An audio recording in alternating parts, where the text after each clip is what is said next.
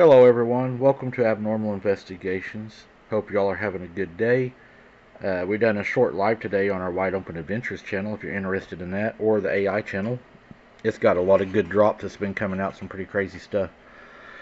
Got an encounter for y'all today. This one is going to come out of, I believe, Virginia. Oh no, sorry, North Carolina border. So I'm going to go ahead and we will get into this one. I'm not sure what my family witnessed all those years ago, but the memories still linger.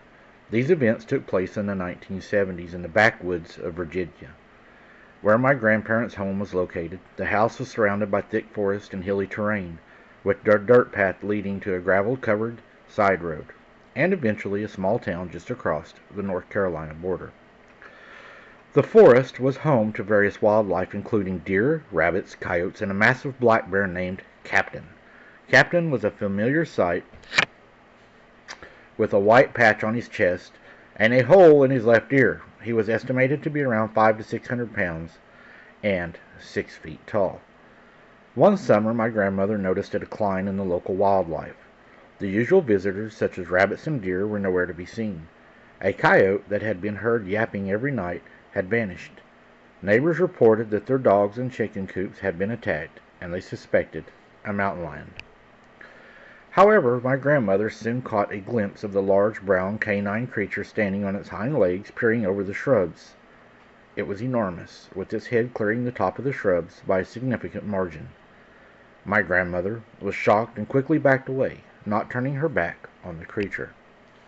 Over the next few days, the creature was seen several times, usually on or near my family's property. My aunt saw it outside her window, standing on its hind legs, with its ears clearly visible above the windowsill. The creature's presence was accompanied by a pungent smell, like a strong urine smell, and it was on the side of the porch. One night the creature's howling grew closer, and my grandmother flipped on the porch light, catching a glimpse of it sprinting across the lawn on its hind legs. For several hours they couldn't hear it roaming around the property, pressing against doors and peering through the windows with its yellow eyes.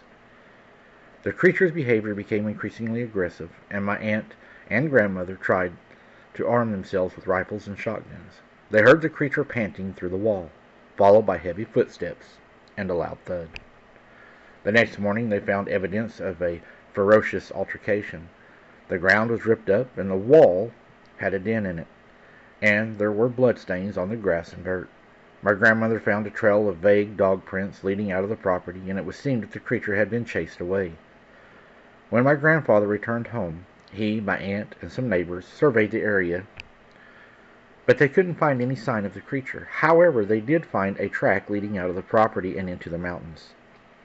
Several days later, my grandmother saw Captain again, marking his territory by rubbing against a tree in the yard.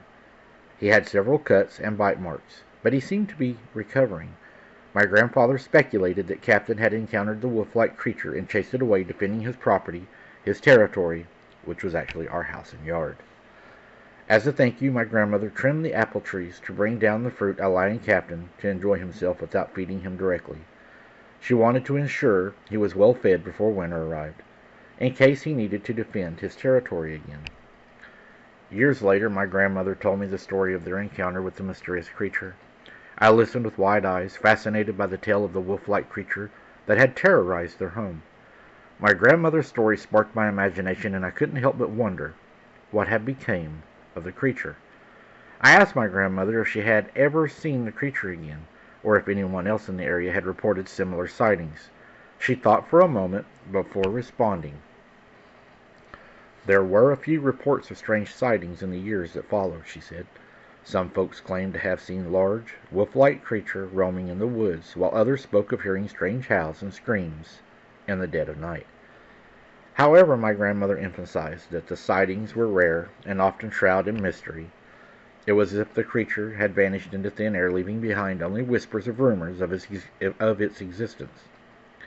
I pressed my grandmother for more information, asking if she had any theories about what the creature might have been. She leaned in, a sly grin spreading across her face. "I've always believed the creature was something ancient," she said. "Something that had been living in these woods for centuries, long before our family ever set foot there. Her words really resonated with me when she looked me in the eyes and said, "You can call it whatever you want because I believe it's both." My grandmother was 3/4 Cherokee, and she told me, "You could call it a werewolf and you would be right, and you can call it a Sasquatch and you would be right." Wow. A lot of things in that story really resonated with me. Hearing it breathing outside the walls, I've heard that many times, and the thuds on the house. That's just was very, very common of what we went through living at my granny's. I mean, that was every night. And then it reminded me when she said, "You can call it what you want to. You can call it a werewolf or a Sasquatch, and you would be right."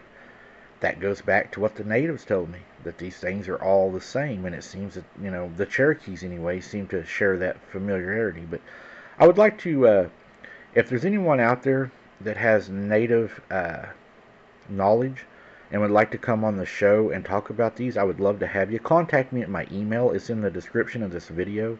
And I'd love to set something up and be able to visit with you. And again, guys, thank you very much for listening. Keep your head on a swivel. Don't be something's dinner.